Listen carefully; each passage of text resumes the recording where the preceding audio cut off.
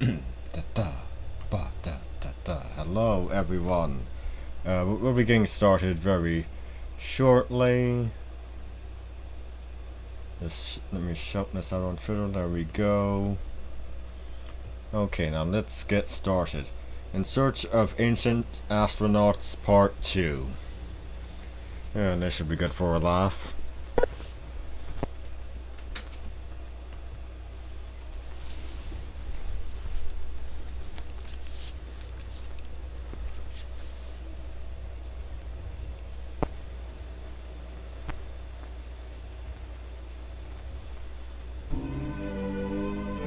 Mount Horeb in the Sinai Range rises more than 6,500 feet above sea level. Here Moses received the Ten Commandments. Here too he was given the blueprints for the Ark of the Covenant. Where are you going with this? In chapter 25 of the second book of Moses, directions are given for the construction of the Holy Tabernacle. Oh, jeez. And they shall make an ark of acacia wood, and you shall overlay it with pure gold within and without shall you overlay it. And you shall make upon it a molding of gold round about.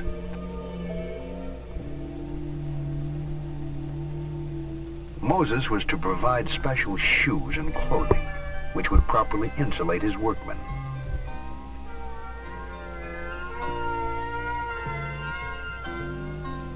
Moses was warned that no one should come near the structure. It represented a mortal danger. And though Moses would hear a voice from the covering plate, no figure could be seen. If we were to build a replica of the Ark today, according to Moses' instructions, we would have a condenser charged with several hundred volts. Could the gold sheath have been a form of loudspeaker, a two-way radio, reproducing a voice from afar? It is part of the Von Daniken theory, a romantic's explanation of biblical text based on imagination and wonder. A lunatic's explanation, not a romantic's. In the fragmentary histories from the Bible to the scripts of Babylon, there are tantalizing views of Earth, seen from the distance, seen from space, seen by whom? Was it the vision of ancient astronauts communicated to the primitive population of a still young planet Earth?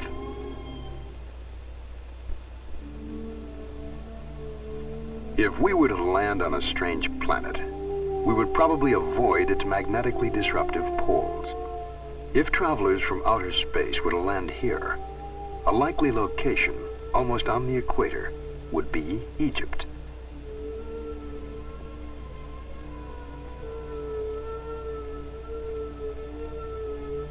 The pyramids, eternal mysteries in themselves, This is provide just additional cliche. evidence to support the premise that Earth was visited by ancient astronauts. Nope.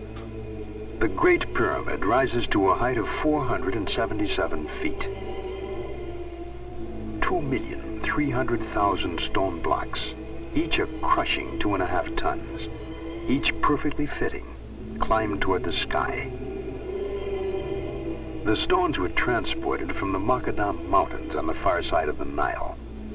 20,000 workmen, hauling 10 blocks a day, would need 640 years, more than 30 generations, to build one pyramid.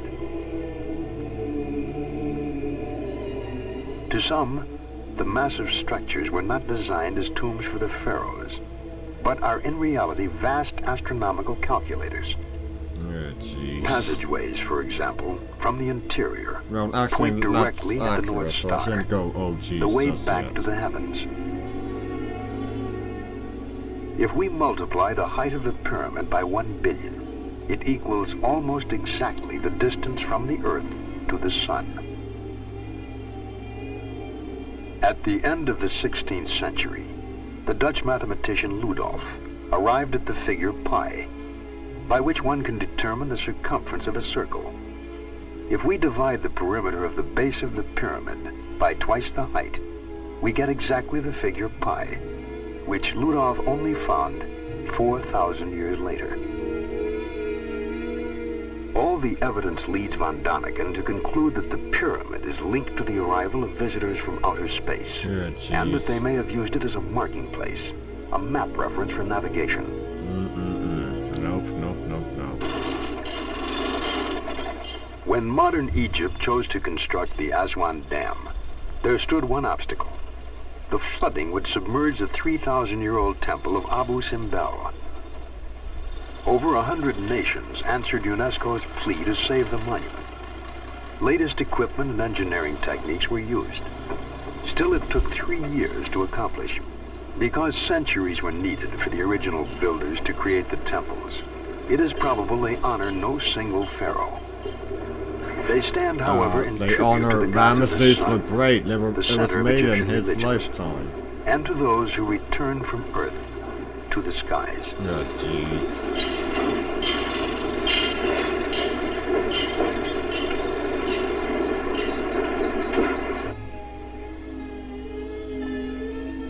The Salisbury Plain lies along the Wales border.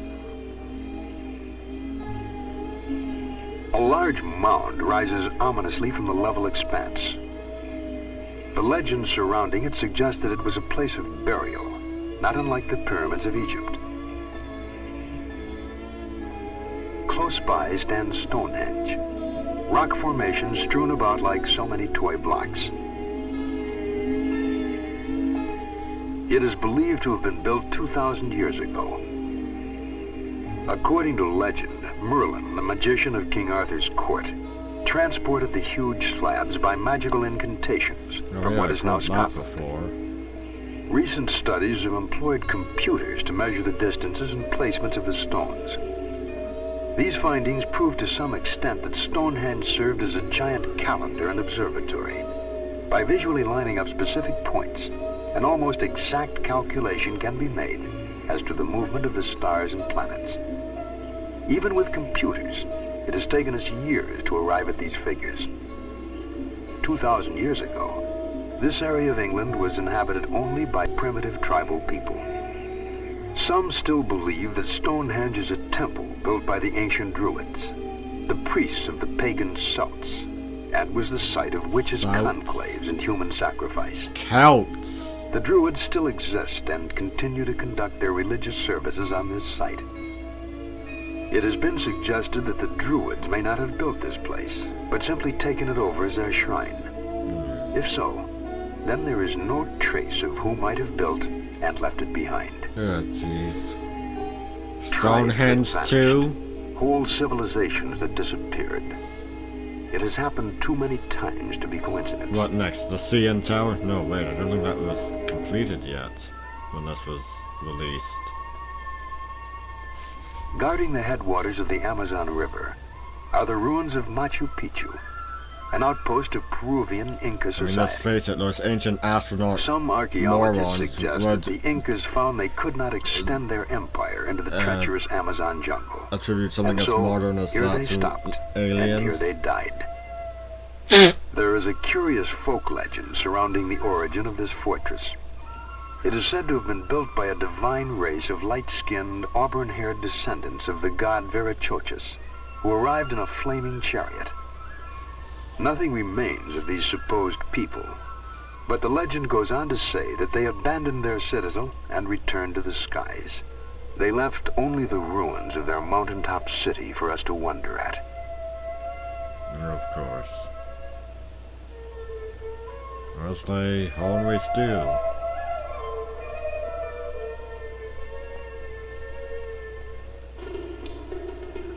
The construction of defensive citadels was common to many tribal communities. On the African continent in the bushlands of southern Rhodesia are the ruins of Zimbabwe, meaning the heart of the lion. It is constructed of brick-shaped granite rocks, all exactly alike as if produced in a factory. 20,000 tons of identical building stones. They were laid to a height of over 30 feet to form walls which have stood for thousands of years. What masons trimmed and piled these stones with such astonishing perfection? Were they the ancestors of bushmen whose straw huts surround the ruins? or members of a visiting group of master builders. No, it was the ancestors of Bushmen. The mystery carried Von Daniken back to the Valley of the Kings, in Egypt near Luxor. The valley was another royal burial ground of the pharaohs, the god kings. Not pyramids of stone, but a small mountain range converted to the use of the dead. The entrances were hidden, little more than windows into the rock, with steep stairs and winding passageways leading to the tomb of the 9-year-old pharaoh god Tutankhamun. The crypt is hollowed directly out of stone, and incredibly intricate murals decorate the walls and ceilings. Archaeologists have carefully studied the markings and meanings, but Von Daniken points out one interesting fact. They could not have been painted by firelight. The ceilings show no trace of soot, and so no torches or oil lamps were used. What then was the light source? Markings found in this and other tombs are portraits of the god Osiris. Osiris played an important role in Egyptian religious belief. After giving knowledge to the world, he left the earth and exists in the heavens. Each dead pharaoh, the kings of earth, joined the spirit of Osiris in the heavens. Their mummified remains were prepared for the journey. The underworld.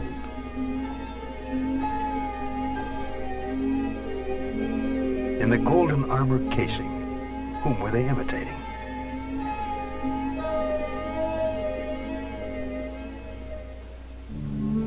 Outside the cave crypt stand the remains of the ancient mortuary, the temple of Amenhotep III. Here the Egyptian priests preserve the remains of their rulers. We will never know the origins of the science of mummification. Perhaps it was an imitation of a physical conservation method used by extraterrestrial visitors. The secrets died along with the mortuary during the great earthquake in the year 27 BC.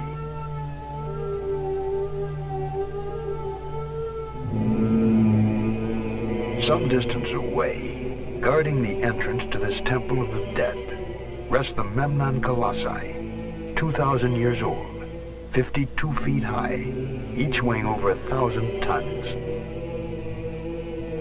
It is difficult for us to imagine them being moved from the distant quarries by manpower alone.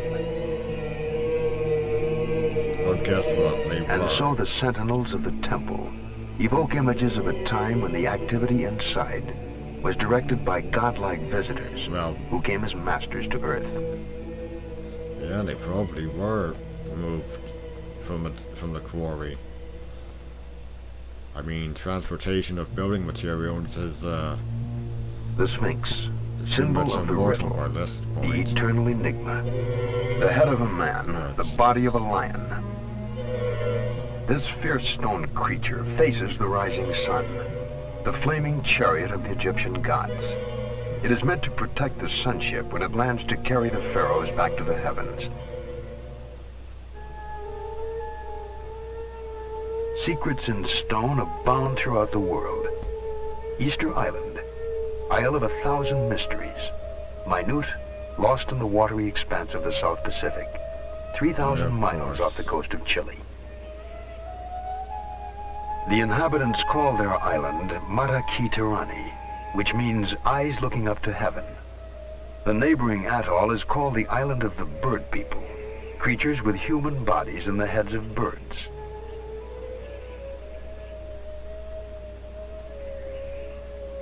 Von Daniken suggests that these bird heads could also be helmets equipped with a type of mask. Worn by the priests. The island's ancient legends tell of flying people who arrived amidst fire and thundering noise. The landscape is dominated by volcanic cratered lakes. Today about 2,000 people live here. There were never more than 4,000 natives at any time. Of the total population, 70% were women, children, or the elderly. The majority of able-bodied men was needed for the production of food. Thus, the number of workmen was so small that it would have been impossible for them to create the more than 600 gigantic stone figures found everywhere on the island.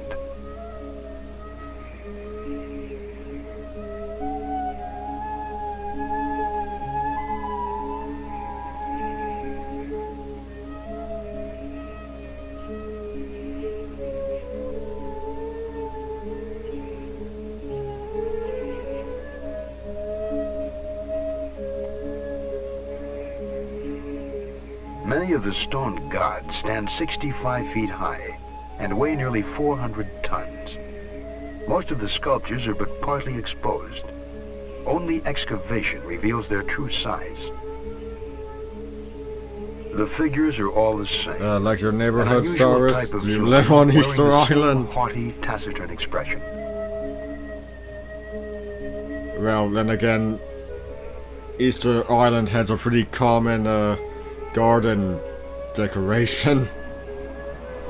Maybe those ancient astronaut believing One statue lunatics believe unearthed those by two explorer are Thor the results of Heyerdahl aliens. suggests man's role. Unlike the others, it has a rounded head and is kneeling.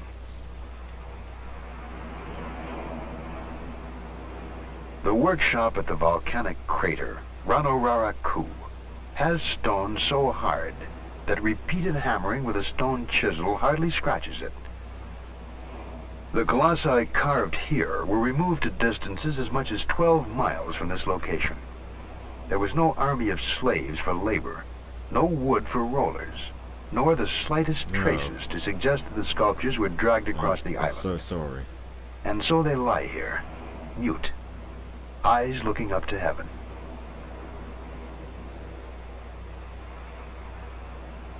Easter Island might have been the key to many mysteries. When it was first discovered, a group of wooden tablets covered with hieroglyphics were found. But zealous missionaries burned them, sealing the secrets of the monoliths. So we must look elsewhere for explanations. Oh, please don't take us The halfway. legends of Easter Island claim that the stone giants moved themselves with the help of mana, a mysterious force which only 2 priests could invoke, and that one day the priest disappeared, and so did the mana. What was mana? Von Daniken wondered if there were strangers from other planets possessed of Von extraordinary Daniken, powers. that king of the Did they have the lunatics. ability to defy the laws of gravity? I don't know, maybe something higher, maybe Emperor To of the this day, lunatics. Easter Island exerts an unusually strong magnetism. The report of a French expedition in 1964 ends as follows. Since there are inexplicable magnetic forces and unusual geological phenomena on Easter Island, one cannot exclude the possibility of extraterrestrial contacts. Yes, you can.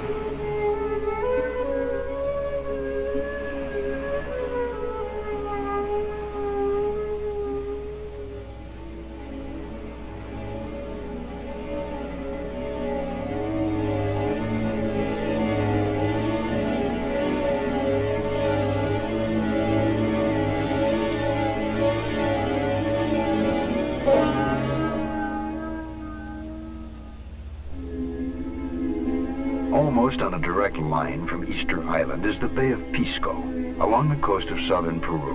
Where are you going with this, Rod Serling?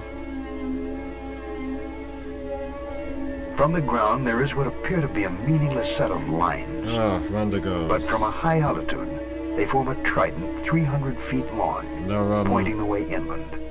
well, they're pointing the really way to something. wonder. Oh yes, I do believe I've read about these.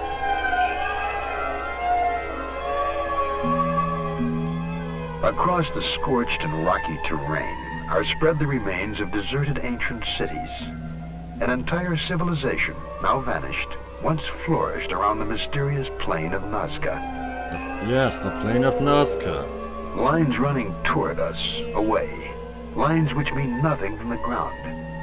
Long furrows cut into the iron-rich parched soil, cut there at least 2,000 years ago.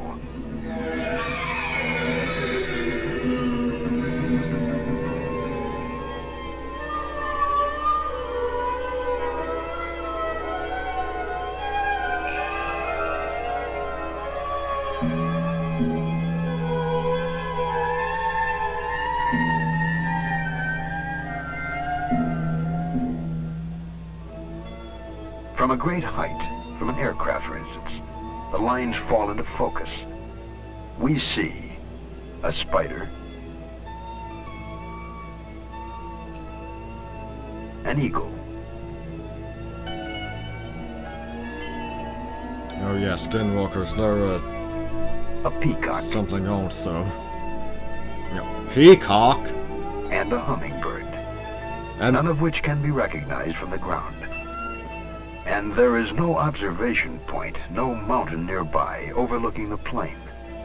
The can't be giant a drawings peacock, it's must gotta have be a been turkey directed or by someone something. hovering high above. where even is Nazca? That's in South America, isn't it? Straight as arrows, one huge geometric puzzle. Some lines parallel, some intersecting, starting nowhere and ending nowhere.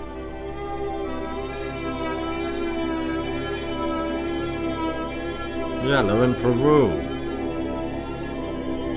There's no peacocks in Peru. The conclusion reached by von Daniken is that the lines represent a landing field. It's The plain of gotta be a Nazca turkey. is a gigantic abandoned airport. Wait, do turkeys even exist that far south? Landing strips, roads, and flattened beds that resemble rocket launch ramps were cut into the plateau.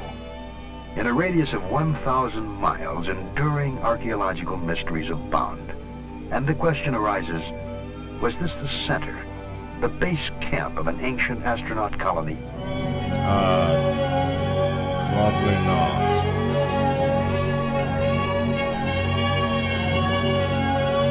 Hi, Cyrus. Around the world we have seen carvings in Japan, Egypt, Australia, Yugoslavia, and all bear a striking resemblance to the carvings at Nazca.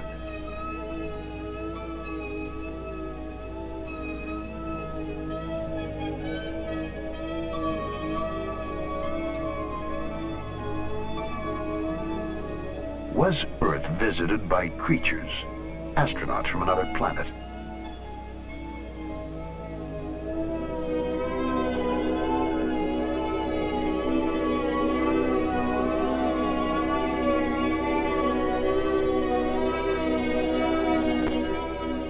We have only fragments, starlit night, and allow yourself the freedom to wonder.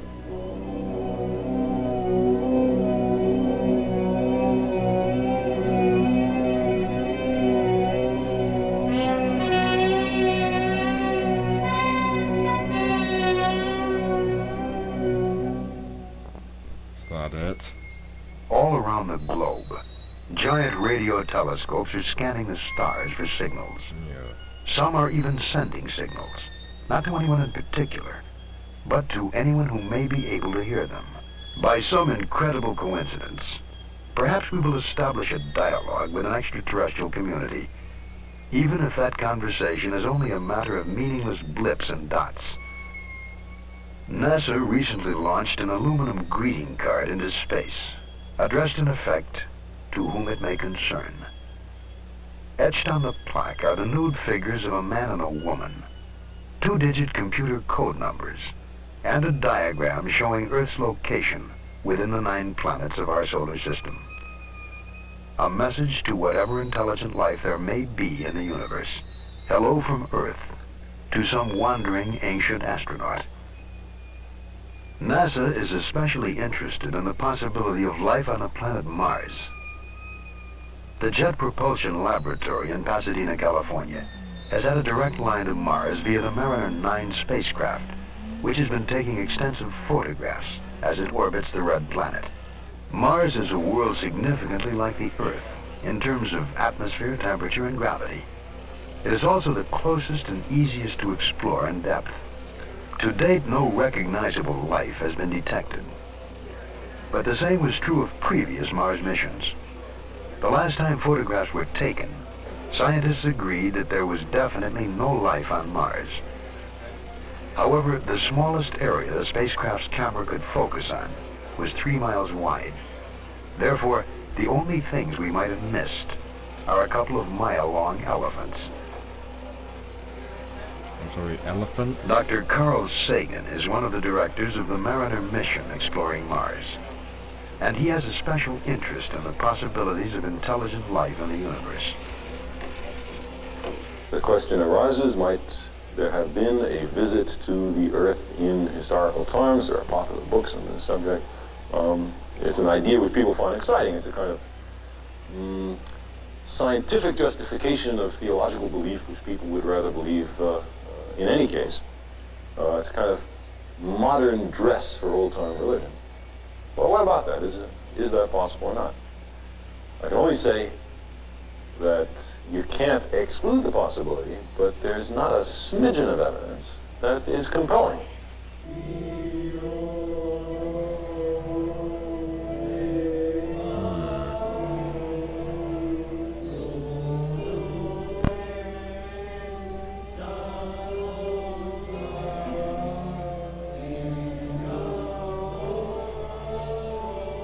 Back here.